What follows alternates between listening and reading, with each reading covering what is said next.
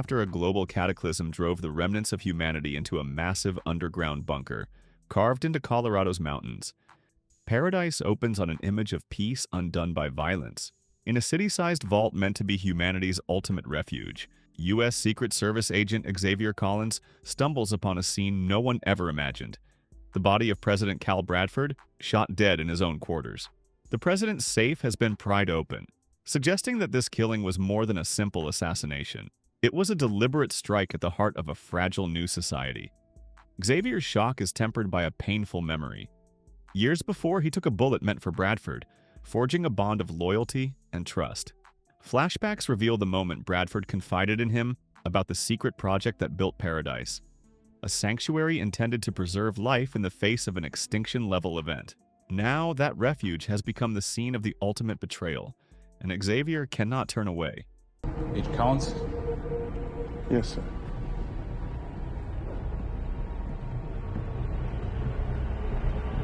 As he is hauled off for questioning, the illusion of safety cracks. Publicly, the bunker's overseer, Samantha Redmond, known to everyone by her codename Sinatra, addresses the city. Gather here, and we will share the shocking news that the president has passed, of natural causes, quietly in his bed.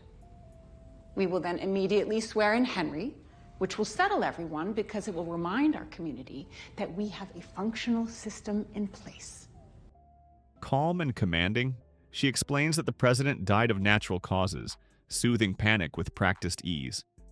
But behind her reassuring smile lies a deeper deception. Sinatra herself spearheaded Paradise's creation, and thus has the most to lose if the truth comes out. Her false narrative is the first sign that power here is held, not by democratic vote, but by whoever controls the flow of information.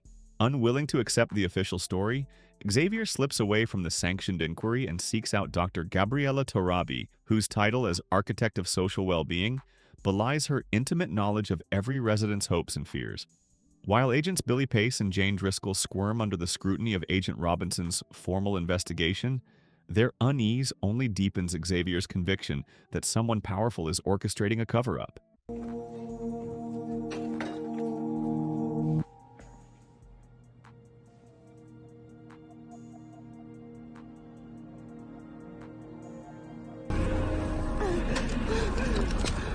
They need to know. It's not what we thought. There's life. The air. You can breathe. Torabi's access to personal records and her network of contacts inside Paradise make her a critical ally, for better or worse. Amid the battered metal halls of the bunker, a carnival is staged each year to remind people of what they still have: laughter, games, music. This time, however, somewhere between the Ferris wheel and the cotton candy, Xavier and Billy Pace, a former mercenary whose violent past left him both dangerous and fiercely loyal, continue their secret search for the killer. Flashbacks show Billy's boyhood trauma, the uncle he killed to save a beloved dog, and the hard lessons that shaped him into a weapon for hire. He killed his uncle? Killed his uncle over a dog.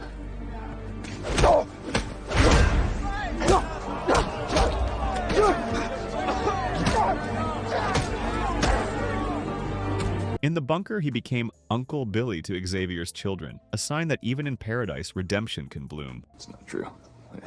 Hey, nice to meet you guys. I'm Billy. I'm your dad's new best friend. So, you can call me Uncle Billy if you want, or not. This is going well, I think. But a warning arrives through Torabi. From beyond the grave, Bradford whispered, "Billy Pace cannot be trusted." The words slice through Xavier's confidence. As suspicions shift and alliances fray, he realizes that the greatest threat might be someone he has come to call friend. What the fuck did you do, Billy? Did you kill him? Did you fucking kill him? Meanwhile, Sinatra watches every move, tightening her grip. When the body of Billy Pace is found in what appears to be an overdose, Xavier's instincts scream foul play. Jane Driscoll, tasked openly with assisting Robinson, seems too composed at the news. And when threats against his children arrive, veiled promises of harm should he dig deeper.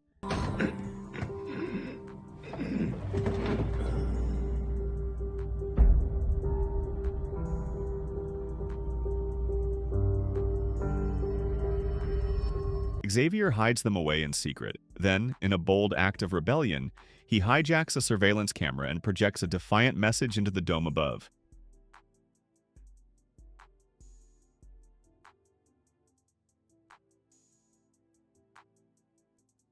He will uncover the truth, even if it means turning paradise upside down. From that moment on, paradise becomes a battleground.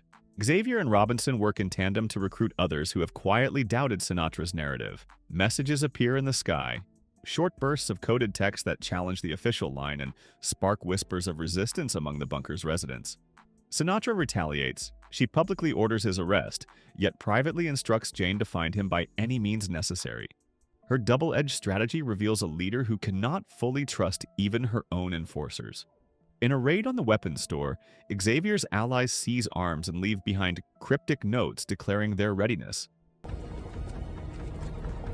Why the fuck is he talking like Santa Claus? It's a Die Hard reference, man. Now a fugitive, Xavier also reunites briefly with news that his wife, Dr. Terry Rogers Collins, believed dead, survived, and is alive somewhere outside. This revelation steals his resolve. His fight is no longer just about justice for Bradford, but about reclaiming his family. Episode 7 rewinds the clock to the day it all began. A massive supervolcano has erupted in Antarctica, triggering a global tsunami that submerges coastal capitals under hundreds of feet of seawater. Washington, D.C. lies drowned. Panic spreads like wildfire. In real time, viewers witness leaders making impossible choices. Who gets to board the last shuttles to paradise and who is left behind? The shared trauma of that day binds Xavier, Sinatra, and every survivor, even as they now stand opposed.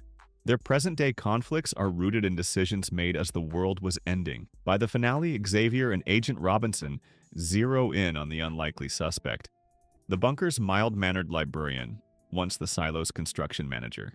In a startling confession, he recounts how a toxic chemical used during building killed dozens of workers, people Bradford deemed expendable in the name of safety. Escaping prison in the chaos above, he assumed a librarian's identity to infiltrate paradise and exact revenge. His carefully plotted murder of Bradford was the culmination of years of hatred. When he finishes speaking, he takes his own life. Just as the pieces click into place, alliances shatter. Sinatra, desperate, reveals to Xavier a recording proving that Terry is alive in Atlanta. Before he can respond, Jane appears and shoots Sinatra, claiming she could no longer abide Sinatra's cruelty. In one fluid moment, power shifts again. Jane assures Xavier his daughter is safe and vanishes into the corridors. Meanwhile, Jeremy, Bradford's son, finds a mixtape his father left him, urging him to expose Paradise's truths. With a newfound purpose, Jeremy begins broadcasting fragments of his father's last messages, vowing to reshape the bunker's future. Armed with the knowledge of his wife's survival and the means to leave, Xavier strides into the hangar where a lone aircraft waits, its engines humming quietly. In the final shot, the massive doors roll open to reveal blinding sunlight and a ravaged world above. With one last look back at the city-sized cellar he has called home, Xavier takes his seat, grips the controls, and flies toward a future of uncertainty and hope. Season 1 closes on that moment of ascent, leaving questions swirling like the dust in the broken sky. What awaits Xavier on the surface? Can Paradise sustain itself now that its founding lie has been exposed? And what new challenges will Jeremy face as he struggles to rewrite the bunker's destiny? In a story of secrets unburied and loyalties betrayed, the true journey has only just begun.